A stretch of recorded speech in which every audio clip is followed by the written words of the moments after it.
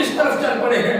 تو دوستان محترم اصل جو چیز ہے، اصل معاملات یہ ہے کہ ہمیں اس چیز کی فکر کرنی چاہیے کہ ہماری جگہ پر کسی اور نے جواب کوئی نہیں دینا.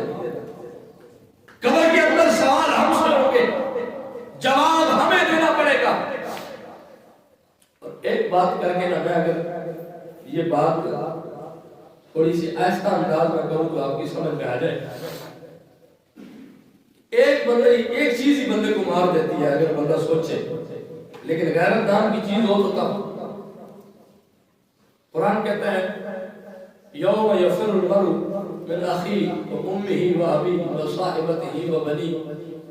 فرمایا کہ وہ قیامت کا دن ایسا ہوگا کہ جس میں بھائی سے بھاگ رہا ہوگا، بہن سے بھاگے گی، بیٹا ماں سے بھاگے گا، ماں بیٹے سے بھاگ جائے گی، باپ بیٹی کی طرف توجہ نہیں کرے گا، بیٹا باپ کی طرف کوئی توجہ نہیں کرے گا. اس دن ہر ایک کا خیال نہیں ہوگا کہ میرے معاملات ٹھیک ہو جائے باپ جانے اور خدا جانے، میرے معاملات ٹھیک ہو جائے ماں جانے اور خدا جانے.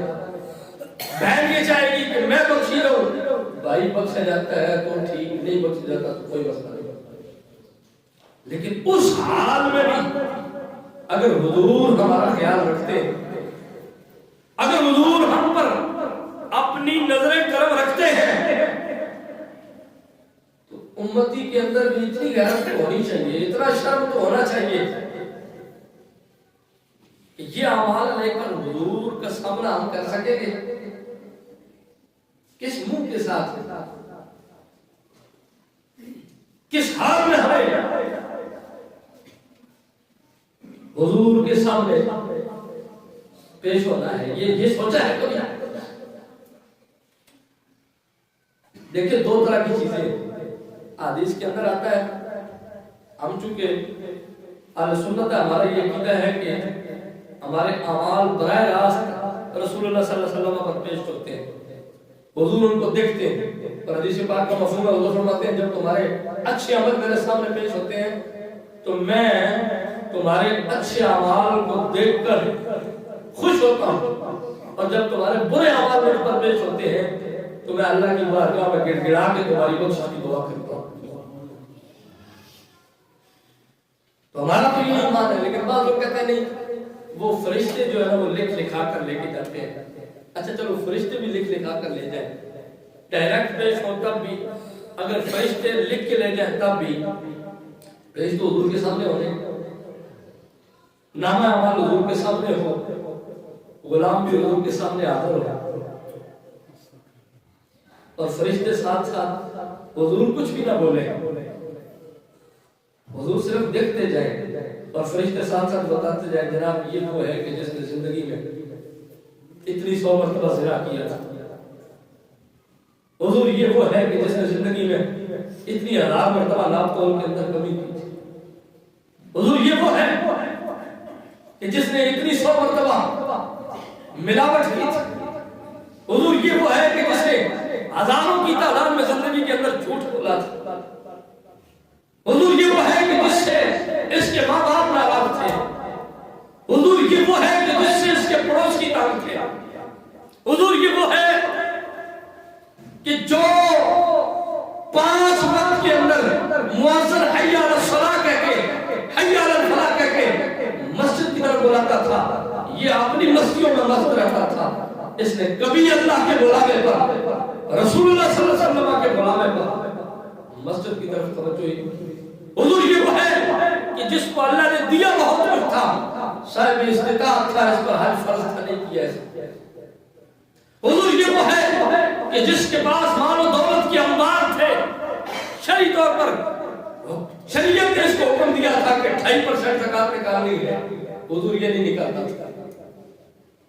حضور یہ وہ ہے کہ جس کو اللہ نے صحت دی تھی، صحت مند تھا لیکن صحت ہونے کے باوجود یہ رمضان کے روزے نہیں رکھتا تھا.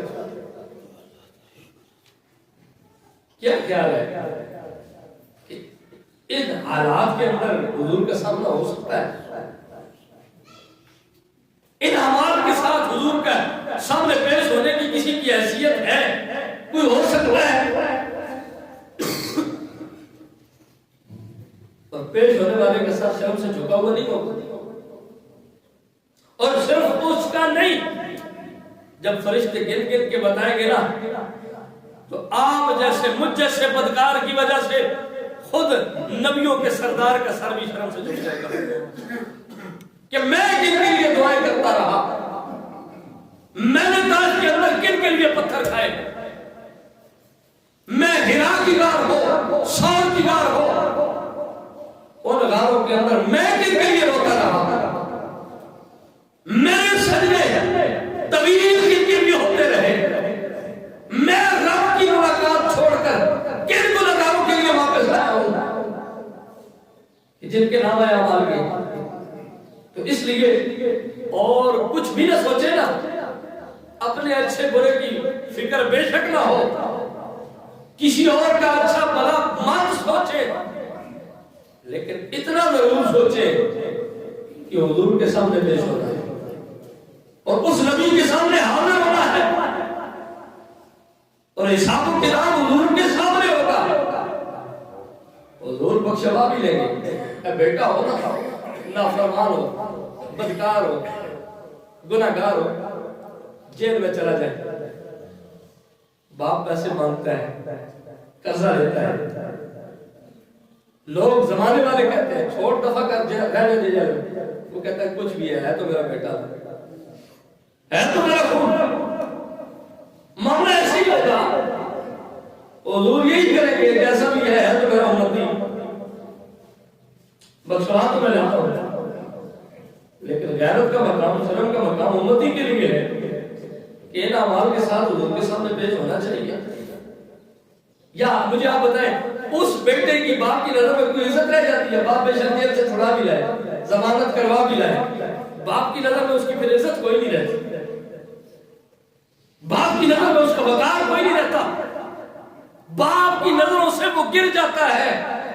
تو ایسے امتی مت بنو کہ اپنے نبی کی نظروں میں گر جاؤ. امتی بننا ہے تو ایسے بنو کہ نبی فخر کرے کہ وہ دیکھو میرا غلام آ گیا، وہ دیکھو اس نے میرا کلمہ پڑھا تھا. اور جب قیامت کے دن ہمیں لوگ بتاتے ہیں، ہم آپ کو بتاتے ہیں، ہم نے پڑھا بھی ہے کہ قیامت والے دن 120 صفحے ہوں گی، 120 صفحوں میں 80 صفحے حضور کی امتیوں کی ہوں گی. تو وہ 80 صفحے چمک کر بتائے نا یہ حضور کے غلام، سر شرم سے جھکے ہوئے ہو تو کیا فائدہ ہو 80 صفحوں کا. پتا چلے کہ اگر اللہ نے اتنی عزت دی ہے، حضور نے اتنی عزت دی ہے، اس نے اتنا مان رکھا ہے، انہوں نے اتنا مان رکھا ہے، تو امتی بھی سینہ تان کر بتائے گی ہاں ہم غلام ہیں اور ہم حضور کے غلام ہیں اور ہم نے غلامی کا حق ادا کیا ہے. تو